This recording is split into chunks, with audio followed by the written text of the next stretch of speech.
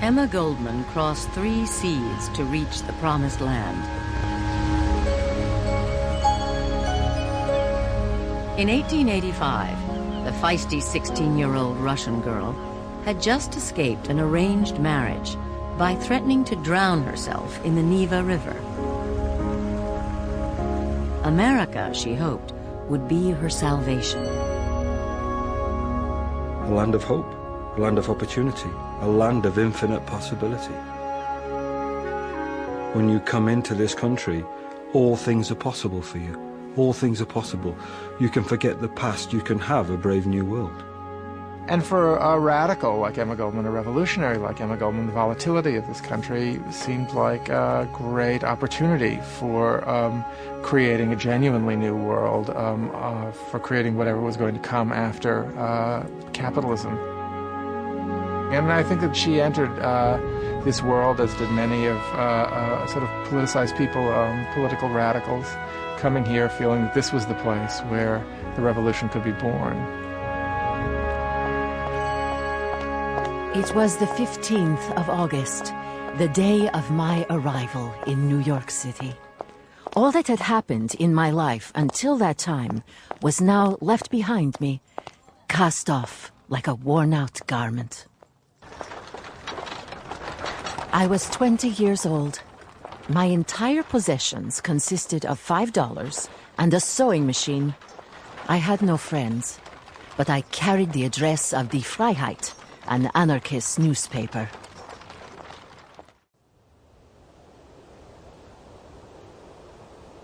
Soon, the German anarchist Johann Most entered Goldman's life. Most would become her mentor and her idol. An advocate of insurrection and revolutionary violence, Johann Most had a large and devoted following within the American anarchist movement. As a group, American anarchists were idealistic, articulate, and organized. Though few in number, they had surprising influence. It was an enormously powerful, well-directed movement. They talked about equality of everyone, regardless of race and sex. They talked about the free production of goods on a cooperative, associative level. They talked about getting rid of the state. And they also talked about the need for education, equal education regardless of who you were. They were astonishing claims in 1883. In 1886, the anarchist movement captured headlines around the country. Falsely accused of a bombing in Chicago's Haymarket Square, 4 men, all anarchists, were put to death. Their trial and execution became a rallying point for firebrands like Johann Most and galvanized a new generation of radicals. At her first speaking engagement, Goldman panicked. Unable to remember her topic, the campaign for the 8-hour day, she spoke instead of her great ideal, anarchism. I could sway people with words, words that welled up from within me, from some unfamiliar depth. To Goldman, anarchism combined an optimistic faith in human nature with an intense distrust of authority. She defined anarchism as a new social order based on liberty and unrestricted by man-made law. In this anarchist world, government would be replaced by a spirit of free cooperation, from each according to his ability, to each according to his needs. That, I think, we have to accept was Goldman's bedrock belief when she moves into anarchism. That's the tradition that she's drawing on. So you've got this ideal, which is the most extreme of all. You can't vote in anarchism. You can't get coalitions with various other groups to get anarchism. Anarchism is the most extreme of all. Just 24, Goldman was already recognized as a professional agitator. Her talk of insurrection, of doing without government, of encouraging the unemployed to take matters into their own hands, of thousands of workers going door to door demanding food, was terrifying to authorities. She was arrested and charged with inciting to riot. Anarchism is an immensely exciting, poetic, intoxicating, fantastical idea, and so of course she scared the shit out of people. I mean, you know, and she intended to. In May 1901, Goldman gave a lecture entitled "The Modern Phase of Anarchy," an incendiary talk on political assassination and the glory of martyrdom. Leon Czolgosz, a young would-be anarchist, sat in the audience listening attentively. 4 months later, at the Pan American Exposition in Buffalo, New York, Czolgosz worked his way through the crowd and shot President William McKinley twice in the chest at point-blank range. Czolgosz told the authorities that Emma Goldman had set him on fire when he went to hear her speak. And this immediately led to a condemnation of Goldman throughout the country. She was actually in danger of her life, and it led to the arrest of any anarchist or any perceived radical police could get their hands on. Goldman was arrested and interrogated. After the death of McKinley, and after authorities failed to turn up evidence connecting her to the assassination, she was released.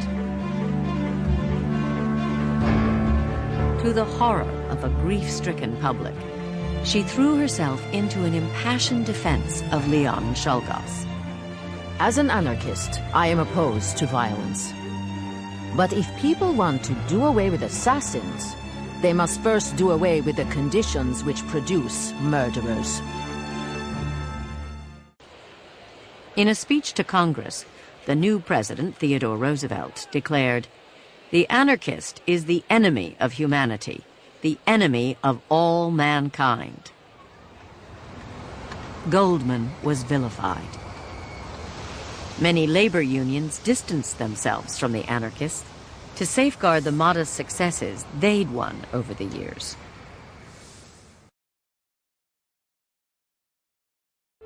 In 1903, the Tsarist regime began a wave of pogroms against its Jewish population. Hundreds of Jews were killed in Kishinev alone. 2 years later, on a day forever known as Bloody Sunday, political dissidents demonstrating in front of the Winter Palace were massacred by troops. The events stunned the world. Now that I had greater access to the American mind, I determined to use whatever ability I possessed to plead the heroic cause of revolutionary Russia. For the next 2 years, she toured the country drumming up support for her homeland. Her talks on Russia, on the rights of workers, on civil liberties, and even on anarchism drew large, sympathetic crowds. She found the world was catching up with her. Here were people with an interest in what Emma Goldman had to say because there was this growing awareness of really the social costs of capitalism.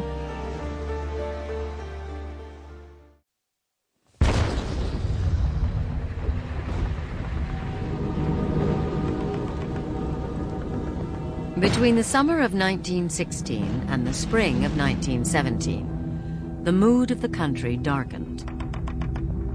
The war in Europe was dragging into its 3rd year, a year of military stalemates, trench warfare, and mud.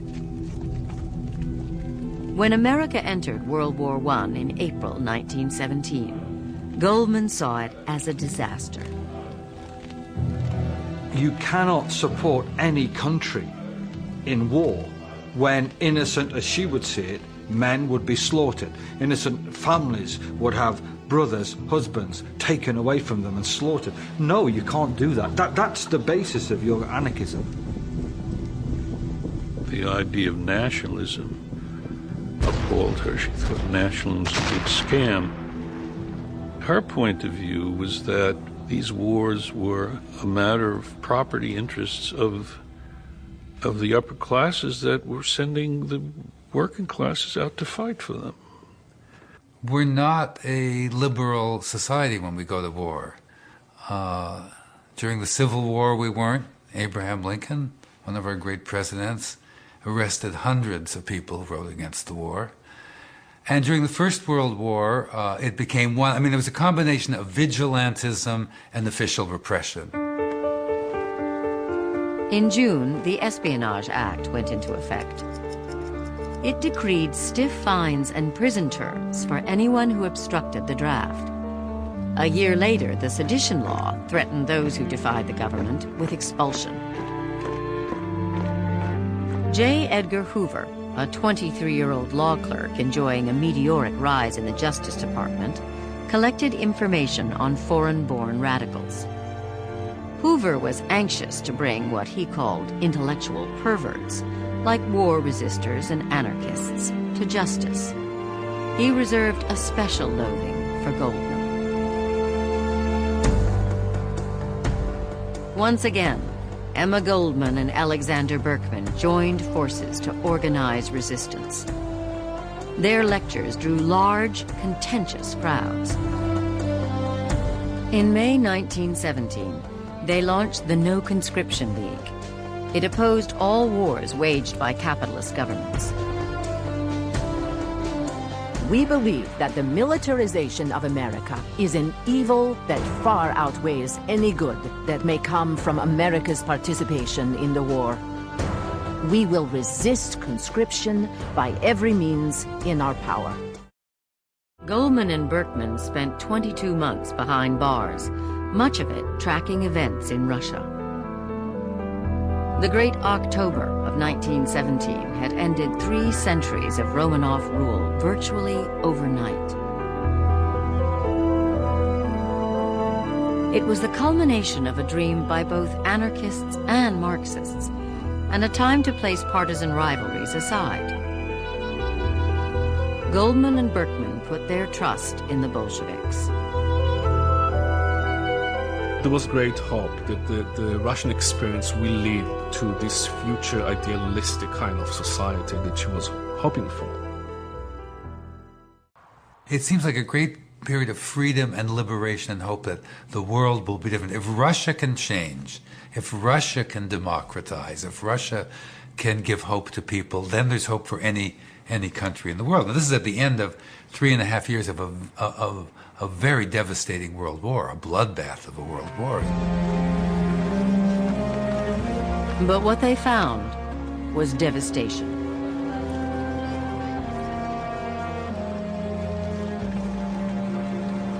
When she got to Petrograd, I think she found the city to be a total surprise.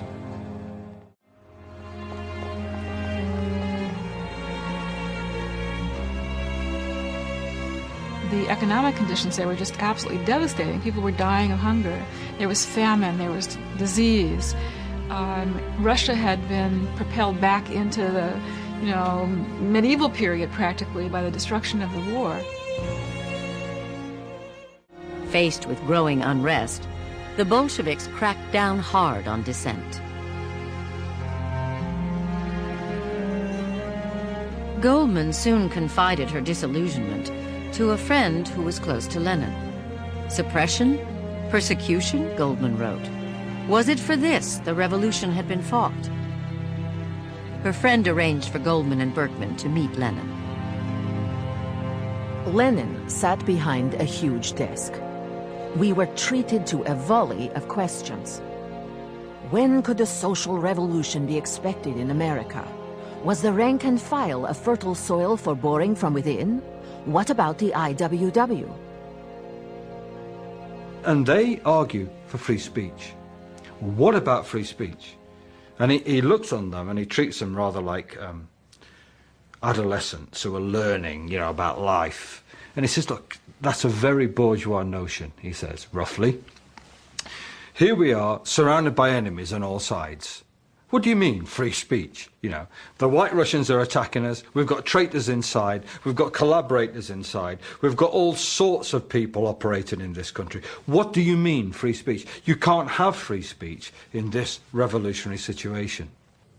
I think ultimately she's probably an enlightened fool, in that she intellectualized a revolution she didn't really understand, and projected onto Russia her own hopes of liberation, hopes which I suppose were rooted in her own personal trajectories.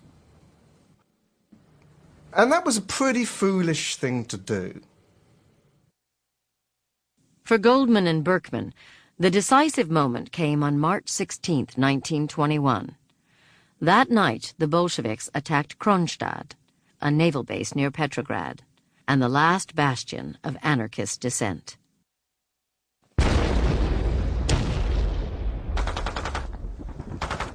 Then to hear the cannon suppress the very people who had brought it about, destroy the idea of democracy that they still, until that moment, had hoped might emerge in the revolution, to hear that, to feel it crushed, must, to a certain extent, have destroyed something in themselves. I think Russia shattered that. That was something very close to her core, to who she was. In December 1921, after 2 years, Emma Goldman and Alexander Berkman left Russia. They vowed to tell the rest of the world of the Bolshevik terror.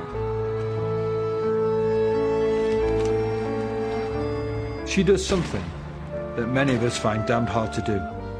She realizes she's been a fool. She realizes she's been wrong. She's realized she's made an error. Not just a casual error, but an error of huge, awful magnitude to support the Bolsheviks. And she turns and she accepts that. She accepts it totally. Revealing the truth about the Bolshevik regime became a crusade for Goldman and Berkman. Their old enemies on the right praised their analysis of a revolution gone wrong. Old comrades on the left condemned them.